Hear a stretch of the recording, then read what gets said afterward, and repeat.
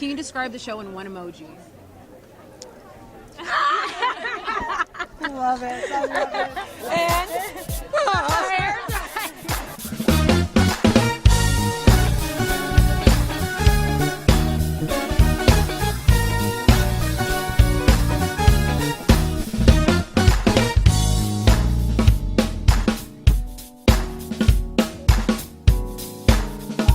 So you've been producing conscious content for a while now. Do you think people are ready to turn off the Ratchet and turn it into something that's positive, nutritious? No, you I don't think people are ready to turn off the Ratchet. I think you can still watch the Ratchet. You're just not watching it on own. But I think, yeah, and I'm all for the Ratchet. If Ratchet turns you on, keep a little Ratchet. Keep a little Ratchet. Hey, keep a little Ratchet in your life. If that's, you know, so I think you need Ratchet balance. So one of the things I wanted to do with the show is to have it be fun and entertaining, but also have a message so that at the end of an episode, you don't say to yourself, what did I watch that for? What did I give up my time for that for? So we're not Ratchet. Yes, but we're styling. We're doing all right. I have always believed that if you feed people better stuff, they will have better taste. I mean, if you have to elevate their taste. People were ready 5 years ago. I think they were ready 10 years ago. I think they were ready 50 years ago. Because you don't know if you're ready until you just have it. Do you know what I'm saying? So now here it is. I believe what you said was absolutely the truth. However, there's a place for everything. I think that what's needed to be seen and what this show is going to bring is that level of class and still show real conflict, real controversy, real issues, real drama, real good TV. You are on a path to be my equal. You're going to ask her to take my place. The Lord giveth, and the Lord taketh away. You using grace to punish me for face death. Your blind spot, when it comes to this girl, will be your undoing. The church has deacons for a reason. Checks and balances. You seem to be only interested in the checks. I will not have people going through our lives with a fine-tooth comb. We both know that won't be good.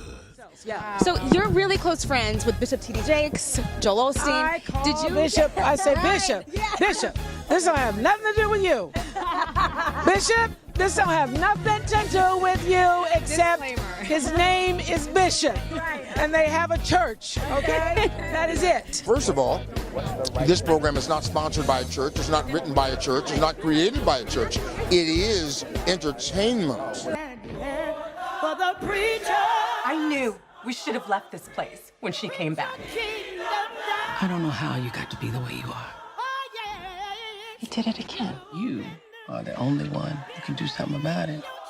I'd be damned if I'm gonna let everything I worked all these years for slip through my fingers. If I thought your Uncle Mac did anything, do you think he'd still be alive? You start pulling threads, you're gonna unravel the whole thing. You need to stay out of my way. It might be better to just let some things be. Amen. Church and religion is very touchy territory for some people. How do you think, especially like in the African American culture, like this is our, like, we don't talk about our business outside of home.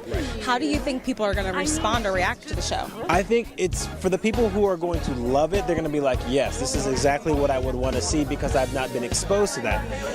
For people that I feel like are going to dislike it, I think what it's going to do is it's going to force, even if you don't like it, it's still going to force a conversation between maybe an estranged aunt that you haven't talked to, or that uncle you haven't talked to, and it's going to basically bring to light, because it doesn't necessarily demonize the church as much as it just says, hey, this is what's going on in this church, and now you guys can see it, and now you guys can talk about it, and it looks beautiful. I'm already seeing some mixed reactions on Facebook. You know, some people are so excited because they want to see good drama. They want to see themselves represented on television. They love Oprah.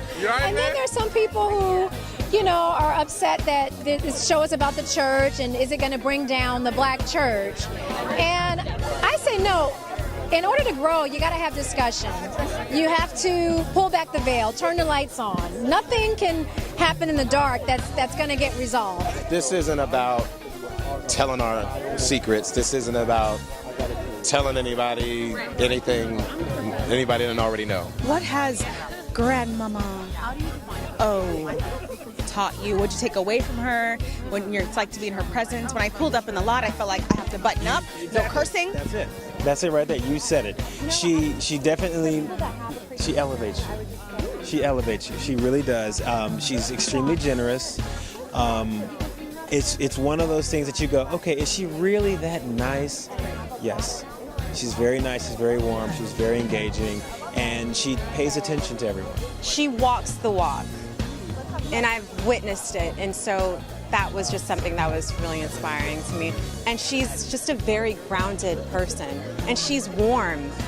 You meet her, and she just makes you feel like you're not talking to one of the most influential women in the world, you know what I mean? She just makes you feel like it's all good and it's all love. She's so down to earth. Yes. She is so down to earth. I keep telling everybody that. She is a goddess. She is a goddess among us, I will say that. But she is so humble and just laid back. And the way she navigates is so smooth and natural. She has just surrounded herself with some amazing people. She's a wonderful motivator, a wonderful delegator, and a leader. What makes her such a good leader is that she is actually a wonderful team player.